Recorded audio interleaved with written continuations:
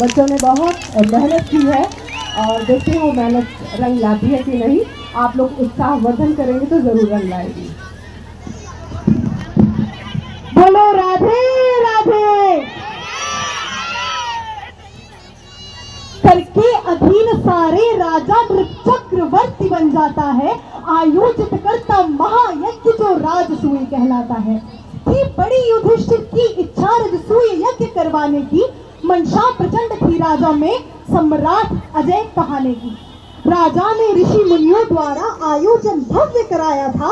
नाते रिश्ते सारे राजा सबको न्योता भिजवाया था। कोई रंग खोया हो बड़ नरेश, बिन माधव कोई वजूद नहीं। सारे विधान फलहीन सदा, यदि मधुसूदन मौजूद नहीं। कई सोच युधिष्ठिर ने भेजा पहला न्योता गिरधारी को। अनुनय करके बुलवाया था, बैठाया पास मुरारी को। सब राजे आए सज धज कर, शिशुपाल को भी बुलवाया था। श्री कृष्ण का यूं सम्मान देख वो मन ही मन गुस्साया था। बचपन से बैठान रखा शिशुपाल ने श्री गोविंदा से। हरि से विरोध ना हितकारी, ये कौन कहे मतिमंदा से। जो रीत यज्ञ की अलबेली आरंभ वहां से होना था। पहली पूजा पूरे मन से सर्वोच्च देव को लेना था। है कौन भला सर्वोच्च यहाँ जिसे पहली पूजा दी जाए। सहदेव कृष्ण का नाम लिया, सारे के सारे हर्षाए। अनुमोदन भीष्म पितामह कर, प्रस्ताव सहज स्वीकार किया। सारे सहमत थे पर मन में शिशुपाल ने है प्रतिकार किया। एक शब्द न बोला निज मुख से, लेकिन अंतर मन जल भुन रहता। सबका मुखमंडल हर्षित था, शिशुपाल दिखा ऐठा ऐठा।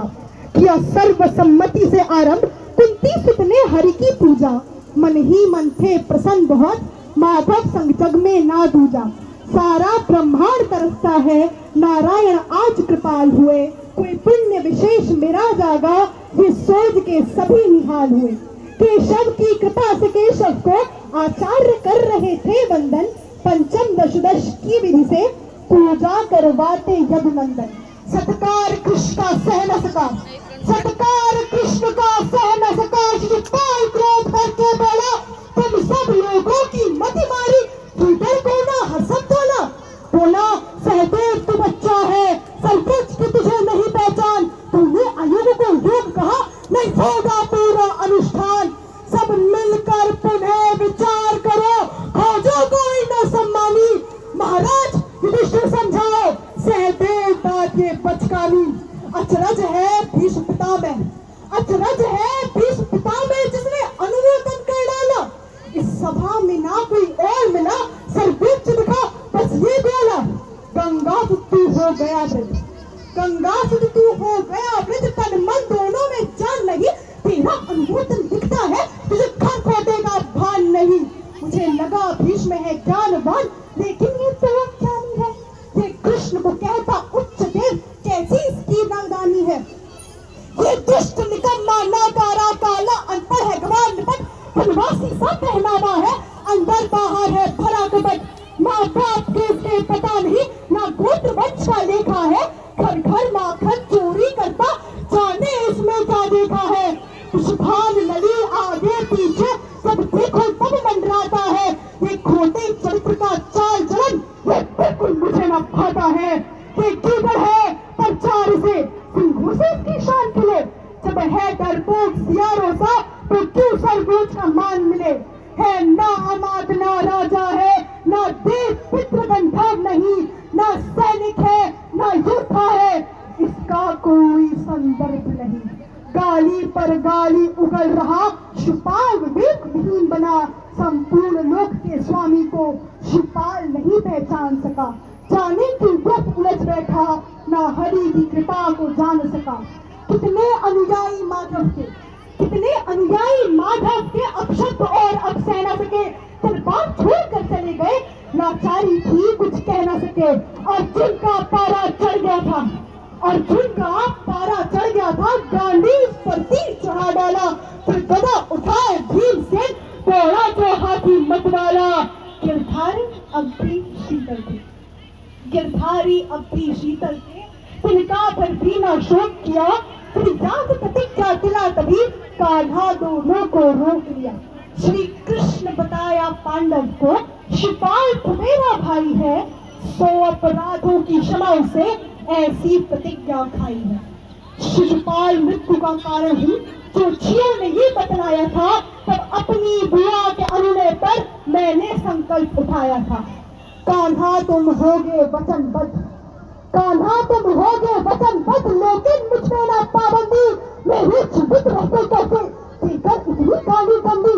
ए सखा मुझे तुम आज्ञा दो, ए सखा मुझे तुम आज्ञा दो, अपना पौरुष दिखलाता हूँ, एक सांस भी ना ले पाएगा जमलोक अभी पहुंचाता हूँ। बलशाली भीमसेन बोला, माधव आज्ञा की देरी है, शिपाल मिलेगा मिट्टी में, मेरी गदा की मार घनेरी है। कान्हा बोले, तुम दोनों धैर्य धरो मन में, तुम दोनों धैर्य धरो मन में, ये स्वयं का निकल पाएगा, इसका अंत है मेरे हाथों, नहीं कोई विधान बचाएगा। शिपाल अभी भी बोल रहा मुझसे अपशब्द मुरारी को, 99 अपराध हुए तेरे, है शेष 100 गारी को। हरि सब पर रहते दयावान, कोई कितना ही हो अत्याचारी, कोई सोच से क्या सावधान शिपाल न दे अगली गारी। था बुद्धिहीन ना ध्यान दिया, अगला अपशब्द भी कह डाला, फिर क्या था सामने गोविंदा का, एक रूप दिखा फिर बहु विकराला। शिशुपाल मृत्यु निश्चित थी, नहीं बन सकता अब कोई ढाल, अति क्रोध सुलगता था मुख पर, लगता आ गए हैं महाकाल।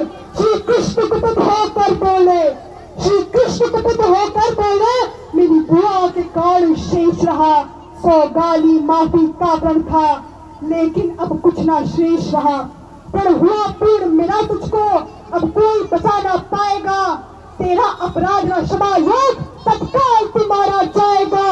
अगला अपशब्द निकलते ही पंचक सुदर्शन वार हुआ, था अंत लिखा हरि के हाथों, शेष शिपाल संहार हुआ।